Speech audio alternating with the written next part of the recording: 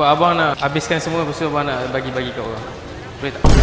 Sempena bulan puasa ni kau tengok ni Khairul Aming Guys, hari ni kita nak 30 hari, 30 resepi. So daripada Khairul Aming, aku terinspirasi untuk aku buat charity 30 hari, 30 gerai dekat bazar sekitar Putrajaya dan KL lah. Hari ni hari first, walaupun hari ni dah puasa keempat, kita mula lambat sikit. Better daripada tak ada langsung kan. Jom, day one.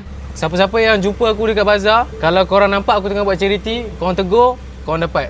Aku ada jumpa satu kedai ni. Dia lah aku rasa paling semangat sekali nak berniaga ni lah. Adik ni. Cuba adik kira total ni berapa. Sebab abang nak habiskan semua, lepas tu abang nak bagi-bagi kat orang.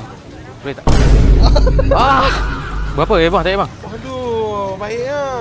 Masih Dah baik. Amin. 4, 5,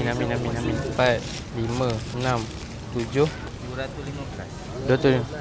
Dah bang, 215. Beli semua okey, ni sedekah dekat orang Bang, nasi lemak free bang. Ambil dah. Terima kasih bang. Satu je ni, girlfriend. Serang satu. Weh, aku rasa macam niaga siap. Bang. Ni nasi lemak free. Tak nak free.